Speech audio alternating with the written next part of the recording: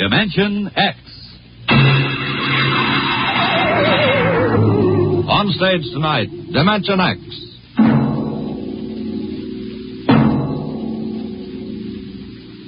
Tonight, Dimension X presents The Martian Chronicles, a dramatization of the new novel by one of our most brilliant young science fiction writers, Ray Bradbury. The Martian Chronicles.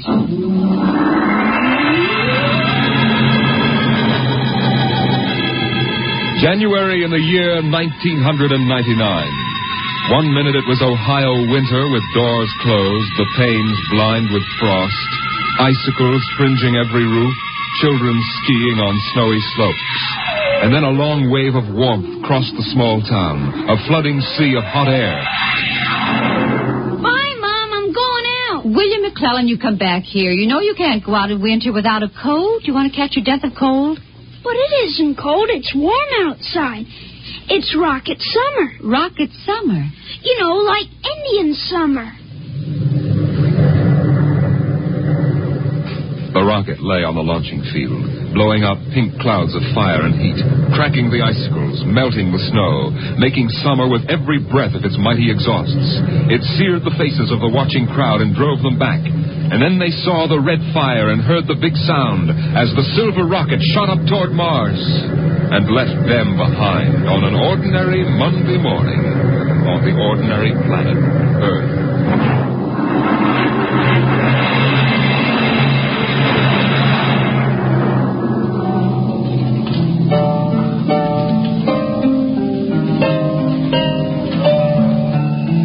They lived in a house of crystal pillars on the planet Mars by the edge of an empty sea. And every morning you could see Ylla eating the golden fruits that grew from the crystal walls, or her husband sitting alone in his room reading from a singing metal book over which he brushed his hand as one might play a harp. Ylla and her husband were not old. Once they had liked painting pictures with chemical fire, swimming in the canals when the wine trees filled them with green liquors, and talking into the dawn together. But no more. Marriage sometimes makes people old and familiar while still young. And Ylla was not happy now. This morning she sat dreaming between the crystal pillars and wished that somehow a miracle might happen. And then suddenly... Ylla, did you fall? No. I thought I heard you cry out. Did I? I was almost asleep and had a dream. In the daytime? You don't often do that. Strange. How very strange. I dreamed about a man. A tall man. 6 feet tall. Oh, how absurd. He'd be a giant, a misshapen giant. I know. And yet somehow he looked quite handsome. He was dressed in a strange uniform. And he came down out of the sky in a long silver craft. Out of the sky? What nonsense. And he spoke pleasantly to me in another language. But somehow I understood him with my mind. Telepathy, I suppose. Oh, really, Ylla? And he said, I've come from the 3rd planet in my ship. My name is Nathaniel York. Stupid name. Who ever heard of a name like that? Perhaps they have names like that on Earth. That's ridiculous, Ylla. Everyone knows the 3rd planet is incapable of supporting life. There's too much oxygen in their atmosphere. I suppose. But haven't you ever wondered if... Well, wouldn't it be fascinating if there were people there and they traveled through space in some sort of ship? Really, Ylla? You know I hate this emotional wailing. Now, let's get on with our work.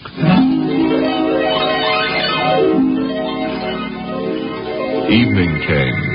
The twin white moons of Mars were rising, and the house closed itself in like a giant flower.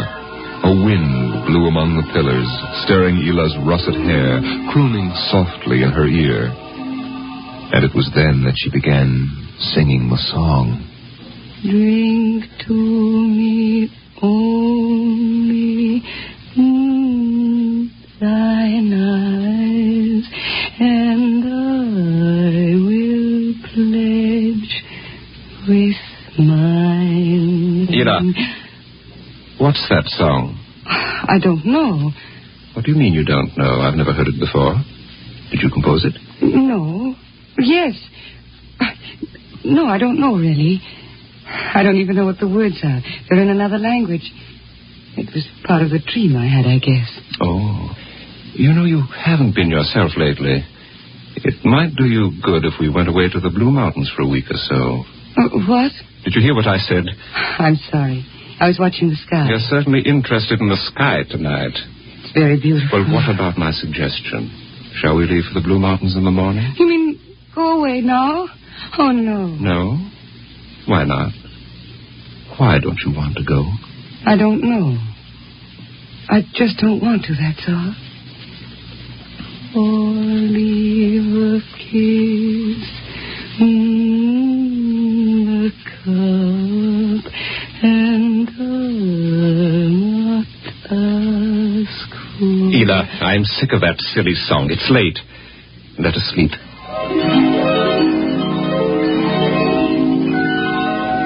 From the crystal walls poured a soft carpeting of mist to support Ylla where she lay down to sleep.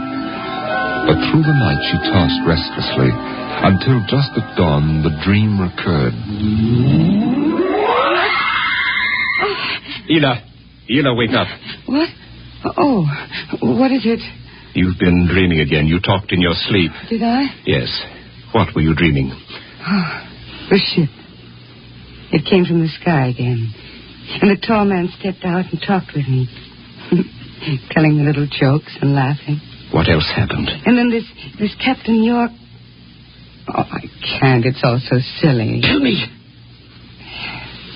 He said I was beautiful. And then he kissed me. I thought so. What else? Why, Eel, you're so bad-tempered. It's only a dream. Is it? You know I can read your mind. You can't keep secrets from me. Well, all that happened was this Captain York told me... Well, he told me he'd take me away in his ship into the sky. Take me back to his planet with him. It's quite ridiculous, really. Ridiculous, is it? You should have heard yourself. Fawning on him, talking to him, singing with him all night. In your dream, he landed in Green Valley, didn't he? Please. And he told you he was coming today. Yes. But what's come over you? It was only a dream. You can't be jealous of that. No, I suppose not. Forgive me. I'm being childish. You're sick. You've been working too hard. No, I'm all right. But perhaps you're right. Maybe I could use a little relaxation. Yes. I think I'll take the morning off and go hunting. Hunting? Yes, in Green Valley.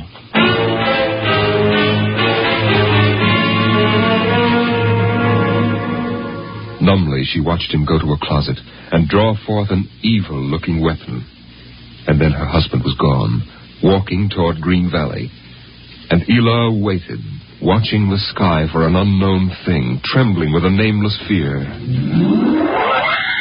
And then it happened. A whirring, rushing sound. The warmth as of a giant fire passing in the air. The gleam of metal in the sky. He's come. It's true. The dream is true. The rocket vanished over the hill. The sky was empty again. And trembling, Ylla waited again, looking toward Green Valley and seeing nothing. Listening for sounds and hearing nothing. Until... a shot sounded, very sharply. The sound of the evil weapon. Oh, no. Her body jerked with the sound, and she wanted to scream and never stop screaming. For now she knew the dream could never come true. There was nothing left but the song, the strange and fine and beautiful song. Drink to me only with thine eyes, and I will pledge with mine. Or leave a kiss within the cup.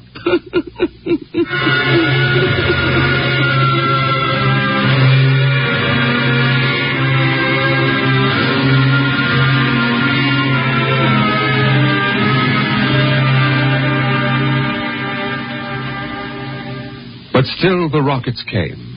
The next ship came down from the stars and the black velocities and the silent gulfs of space and landed by night near a Martian city. The men made their way to the outer rim of the dreaming city, and then Jeff Spender went in to reconnoiter, while the others watched and waited for something to stir in the haunted city, some gray form to rise, some voice to break the unearthly stillness. Where were the people? Where were the Martians? Nothing stirred to disturb the silence until... Halt! Who goes there? Don't shoot! Hold it, Parker. Let's Spender and his party. They're coming back. Captain Wilde! Over here. Well? Captain, we've searched the city. People were living here last week. People? Martians. Where are they now? Dead. Dead. What did they die of? You won't believe it, Captain. Chickenpox. Good Lord, no. Yes. No resistance to an Earth disease, I guess. So the other rocket did get through to Mars. It looks like it, Captain. God only knows what the Martians did to them. But at least we know what they did to the Martians. You mean they're all dead? Yes. This planet is through.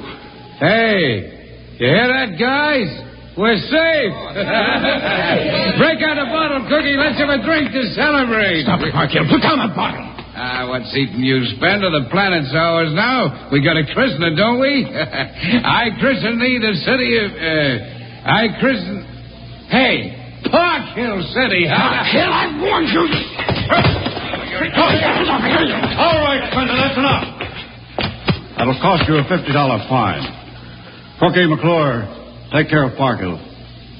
Spender, you come with me.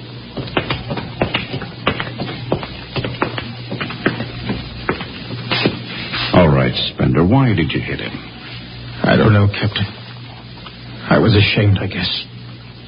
Ashamed of Sam Parkhill and the noise and the spectacle the whole crew is making.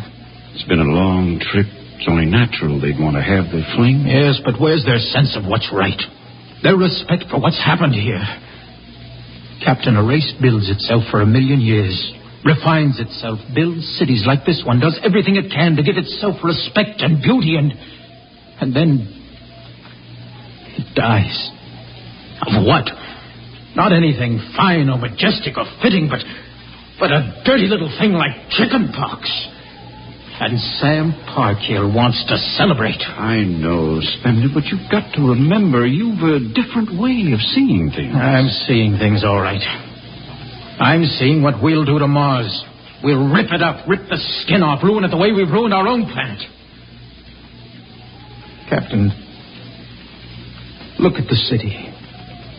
It may be the last time you'll ever see it this way. Beautiful in the moonlight, isn't it?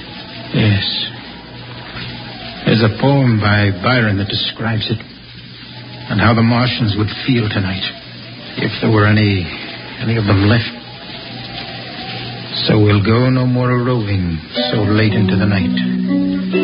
Though the heart be still as loving and the moon be still as bright. For the sword outwears its sheath, and the soul wears out the breast, and the heart must pause to breathe, and love itself must rest. Though the night was made for loving and the day returns too soon, yet we'll go no more a-roving by the light of the moon. Without a word, the Earthmen stood and looked at the city. The bottle lay shattered at Sam Parkhill's feet, and the sour stench of liquor filled the cool air. The men of Earth had come to Mars.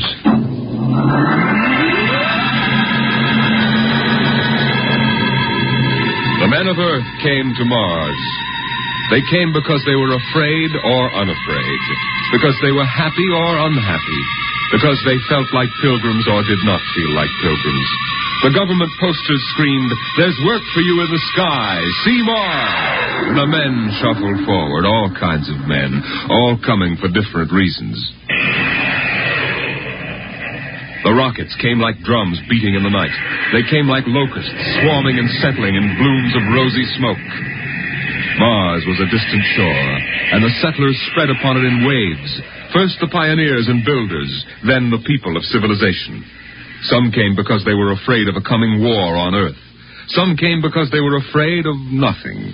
Some came to escape from the smell of the subways and the cabbage tenements.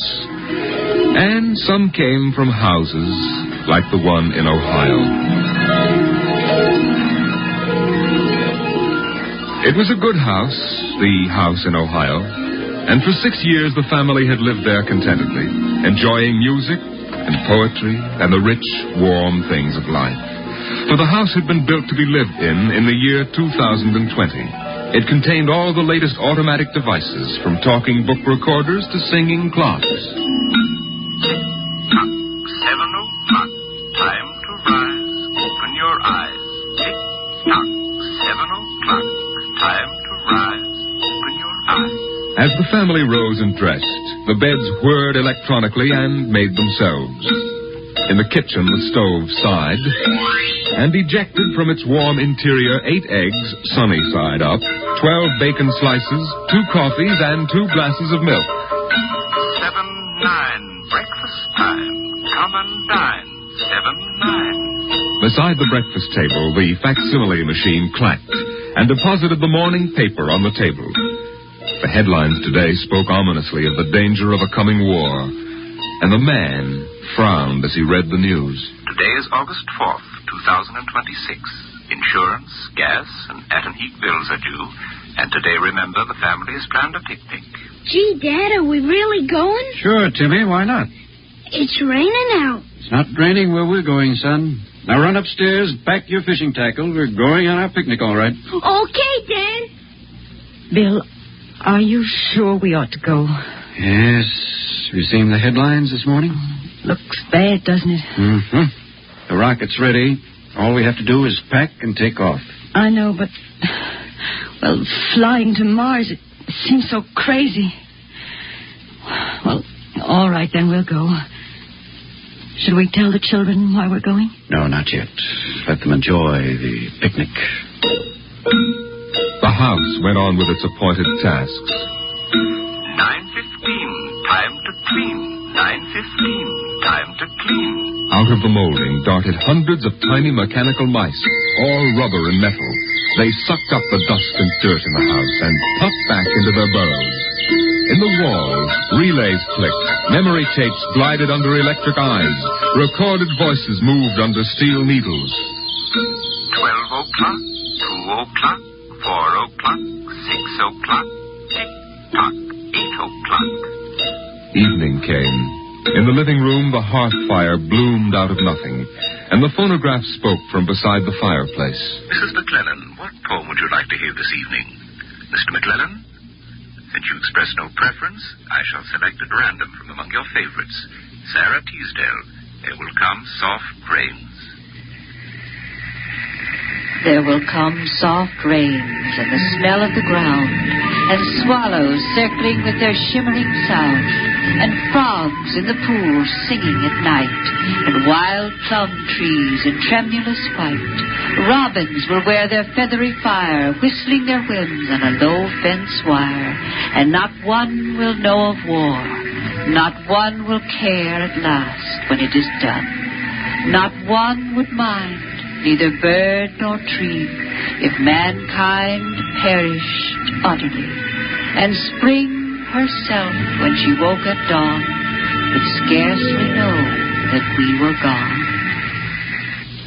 The phonograph finished the poem, but there was no one there to hear, for the family had gone to Mars.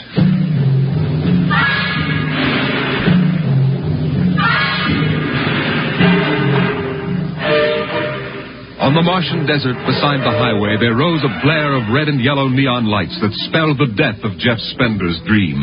Sam's hot dog stand was what the sign read. And Sam, of course, was the same Sam Parkhill who had fought with Spender years before. 10,000 rockets were reported leaving soon for Mars, with 100,000 hungry customers. And Sam wanted to be ready for them. Hey, look up there, Elmer. Hmm? See that green star up there? That's Earth. Good old wonderful Earth. Makes you feel almost reverent, don't it? Yeah. Sammy, you're hungry and you're starved. Something. That's a poem I learned at school. Come on, Earth, send me your rockets. Here's Sam Parker with the only hot dog stand on Mars. Sam, what if the rockets don't come? What if there's a war on Earth? Don't worry, they're coming all right. Ain't nothing gonna happen to spoil my plans, baby. I figured it all out. Sam! Hey, Sam, look up there. Earth! Oh, what? Oh, no. It's catching fire. It's burning. Oh, no, that can't be Earth. Helmut, they can't do this to me. I got all our money invested in this place. Go ahead, Sam. Switch on more lights. Turn up the music. Get the hot dogs on the fire. There'll be another batch of customers coming along in about 100 million years. Oh, no, it couldn't be. What a swell spot for a hot dog stand. Let you in on a little secret, Sam. This looks like it's going to be an off-season.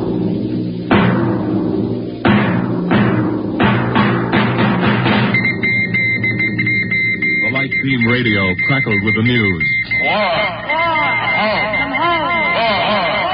By morning, the shelves of the luggage store were empty, and the rockets were blasting off, headed back to Earth.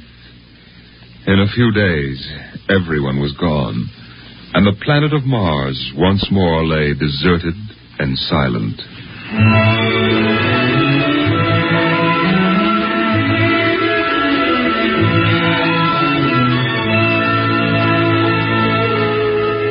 And then, after all the rest had gone, one last rocket landed on Mars. A small, family-sized rocket come all the way from Earth. It seemed a long way to go for a picnic, but Dad had suggested a fishing trip, and Mother thought the whole family would enjoy a vacation. So here they were, floating down a Martian canal, with Timothy sitting in the back of the boat with Dad and Mother up front holding Alice the baby, and the deserted Martian towns drifting slowly by. Dad?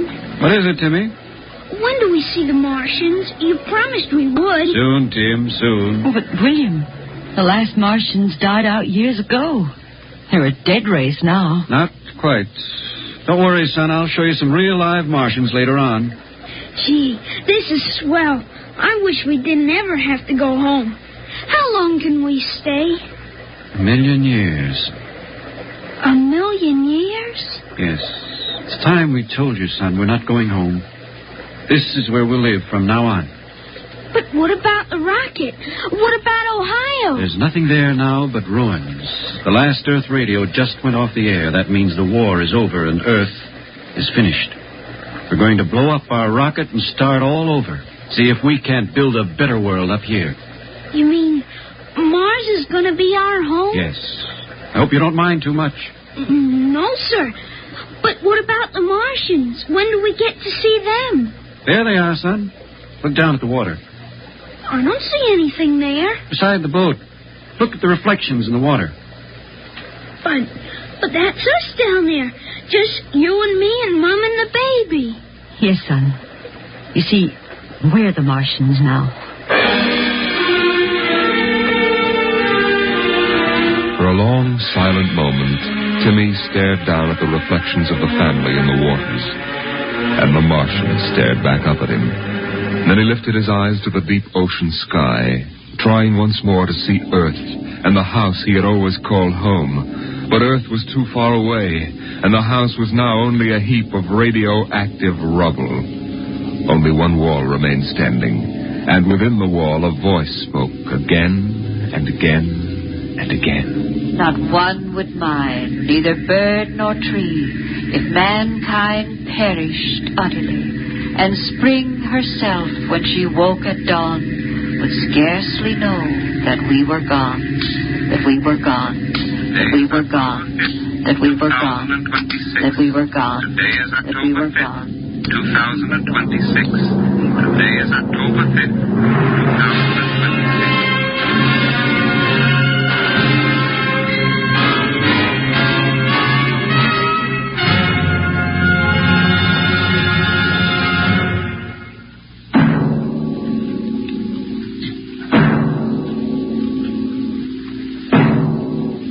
You have just heard The Martian Chronicles, a dramatization of highlights from the new novel by Ray Bradbury. The world of Dimension X.